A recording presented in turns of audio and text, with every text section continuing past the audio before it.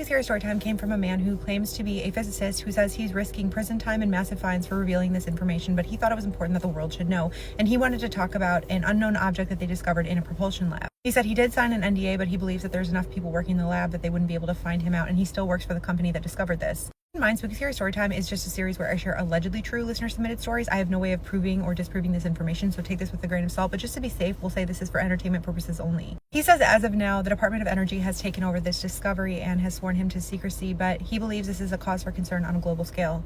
He says he's a physicist and electrical engineer who specializes in high energy and energy efficiency, and prior to working at this company, he was working in research and development for a major electric company to research high-efficiency electrical transformers for medical equipment. Says he became bored with the job, it wasn't fulfilling, and so he applied for a job with a company that specializes in experiments with equipment for space exploration programs. After an intensive series of interviews and an in-depth background check, he was hired, and he was assigned to work on a new project dealing with propulsion systems. The particular one he was working on was a new type of propulsion system, and when he first heard about it, he thought it was a joke because he said this is literally Star Trek technology. Going into this project, he knew theoretically that this new type of propulsion system would propel spacecrafts from energy created from antimatter and matter collision. They had less than a gram of antimatter to work with, so every experiment had to yield results.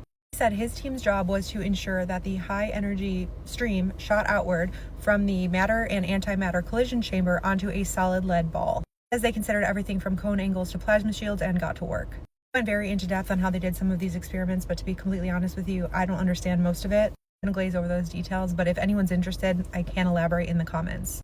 To sum it up, he says that the first experiments went well, and the project manager wanted to increase the propulsion outputs, which they all thought was a bad idea. His team did not feel it was safe because they thought it was going to cause some kind of explosion. He said the lab is in a remote location, so the population nearby is mostly safe. Somewhat of an argument between the safety manager and the project manager, but they ended up coming to the conclusion that increased output was safe, barely. Watch the next experiment inside a lead-fortified control room. These tests were conducted underground because when matter and antimatter collide, they annihilate each other, create high energy in the form of radiation, which can cause death within minutes. And the experiments in the plasma field was on maximum. Matter and antimatter streams were within limits at the start of the experiment.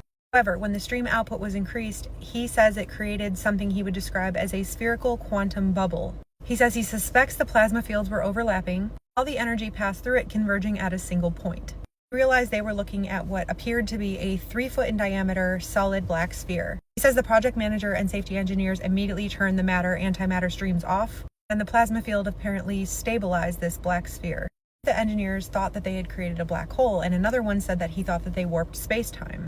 Produced power to the plasma field, the sphere began to shrink. At the energy, it grew back to its 3-foot diameter. The sphere engulfed the cone and lead ball. I wanted to study it, but I, like everybody else in the room, was afraid because we had no idea what it was. Then a probe with a camera in, and it went in about 20 feet. There was no temperature reading, and it revealed nothing but black on the cameras. But theoretically, if it was a wormhole open somewhere deep in space, the probe would have been destroyed by extreme heat or cold, and neither happened. As a theoretical physicist on staff believed a portal to another dimension was opened. Nothing else happened. After an hour, they shut down the plasma field and the sphere vanished.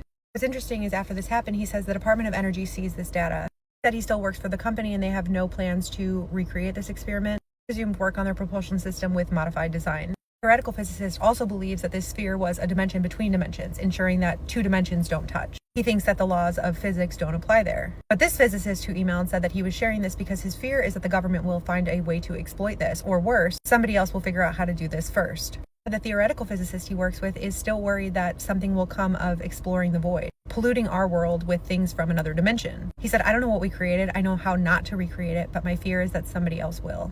So that one was wild. Let me know your thoughts.